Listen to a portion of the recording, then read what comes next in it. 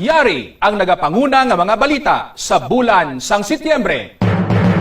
Una, sa balita lokal.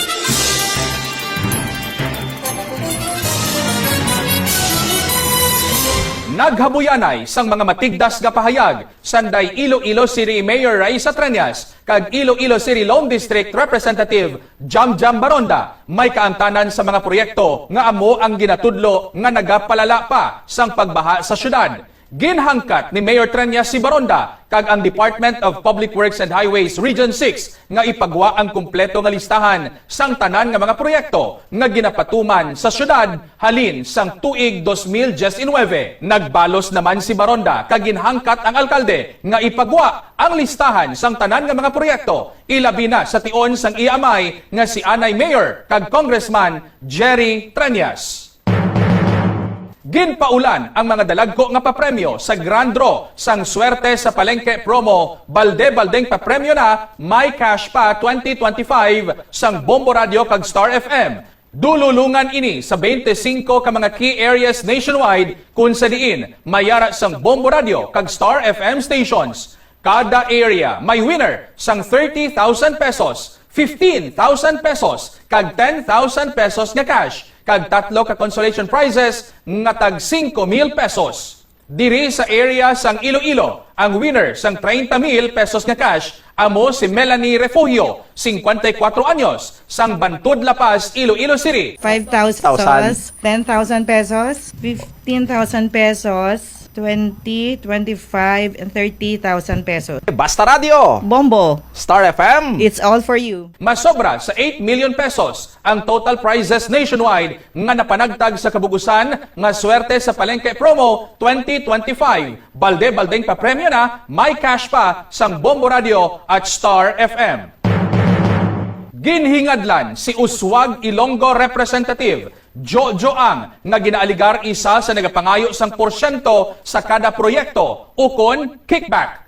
Suno sa kontraktor nga si Curly Discaya, isa si Ang sa mga opisyal nga sulit-sulit nga nagamit sa ila kag kun hindi magpasugot sanday Discaya, mahimo sang paagi ang mga opisyal nga hindi madayon ang proyekto. Ginpahayag ni Discaya nga 10 to 25% ang ginapangayo nga porsyento ni Ang kag iban pa nga mga opisyal. Si Kong Jojo Ang naman, lagi ring binabanggit sa lahat ng project sa kanya ay papondo ni Speaker at ni Saldico. Mataas ang hinihingi sa project, dagdag pa niya, hindi naman lahat ng pera ay para sa kanya, kundi para kay Speaker at kay Saldico. Nagpanginwala naman si Ang, kag gintawag ini nga wala sang basehan nga sahi sang akusasyon.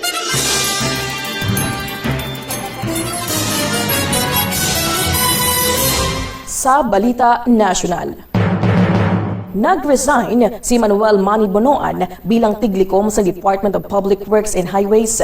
Ini matapos na punan sa issue sa flood control corruption ang ahensya. Gin-appoint naman ni President Bongbong Marcos si Department of Transportation Secretary Vince Dizon bilang bag-o nga tiglikom sa DPWH. Gilayon naman naging mando ni Dizon ang courtesy resignation sa mga opisyal sa ahensya agud matinluan ini sa korupsyon.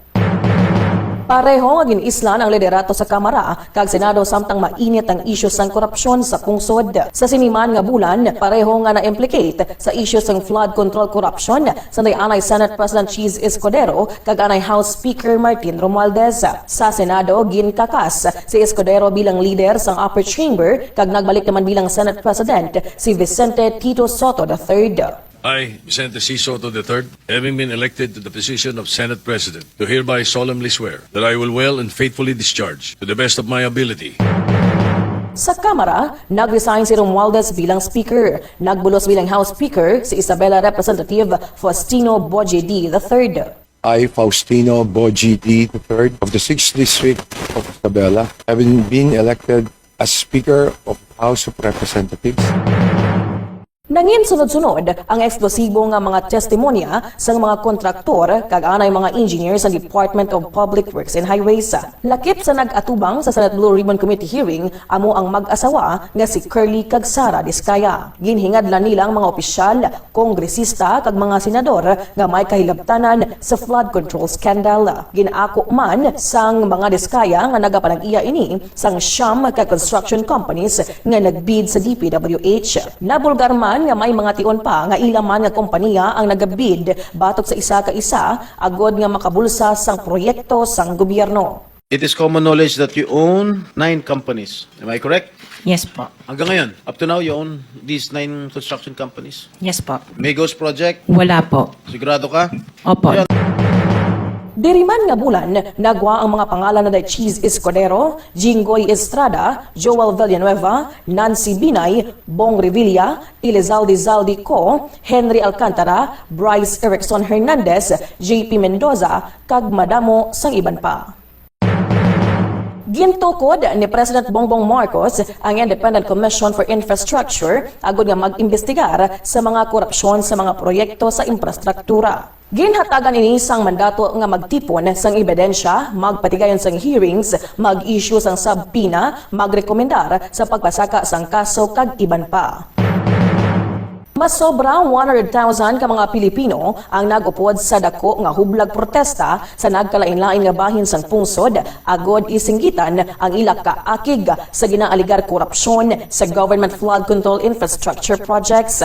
Magluwas sa mga demonstrasyon sa Manila, may mga protesta man nga ginhiwat sa Cebu City, Bacolod, kag mangin sa Iloilo. Nagpanguna diri ang church groups, civil society organizations, labor unions, kag political coalitions. Sa pila ka area sa Manila, malapit 100 ka mga pulis ang nasamaran bangod sa bayolente nga mga aktwasyon kaangay sang pagpangsunog kag pangpanghaboy sang bato. Justisya, tanan nga kurap, prisuhon, kag pabaylo.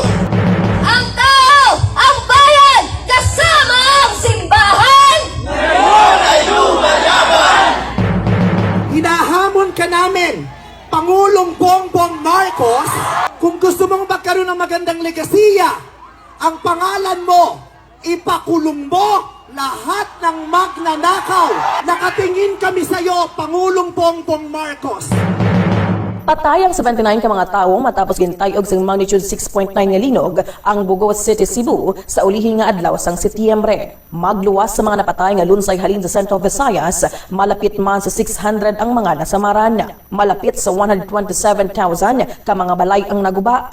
Nabatsyagan man ang pagtayo sa Western Visayas, Eastern Visayas, Mindanao, kag Southern Luzon. Natumod ang Bugo Bay Fault nga amo ang ginhalinan sang linog. Naglabot naman sa masobra 12,700 ka mga aftershocks ang na-record kung sa diin ang pinakamabaskog ang naglabot sa magnitude 5.8.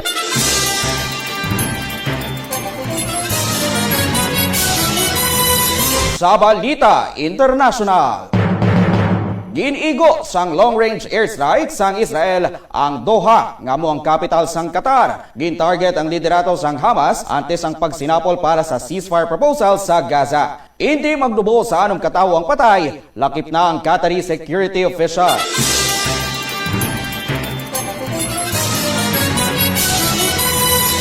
Sa balita sa hinampang, naangkon sang Pinay tennis star nga si Alex Iyala ang iyalaming una nga korona sa Women's Tennis Association o kon WTA. Ginluto sini si Pana Udvardi sang Hungary sa final game sa Guadalajara 125 Open sa Mexico. Nakuha ni Terence Crawford ang undisputed super middleweight crown matapos ginluto si Canelo Alvarez via unanimous decision sa ila sambuwa sa Las Vegas, Nevada, USA.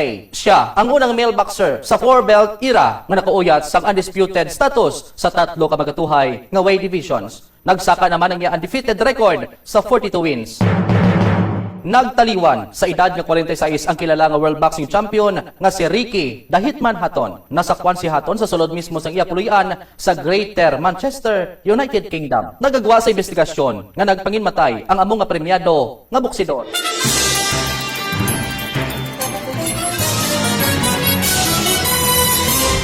Sa balita sa entertainment, nagbulaganay Sunday Julia Barreto kag Gerald Anderson. Base sa statement sang talent agency sang aktor, mutual ang desisyon sang ilang separasyon. Wala sang ginhatag nga insakto nga son sang ilang nga break-up.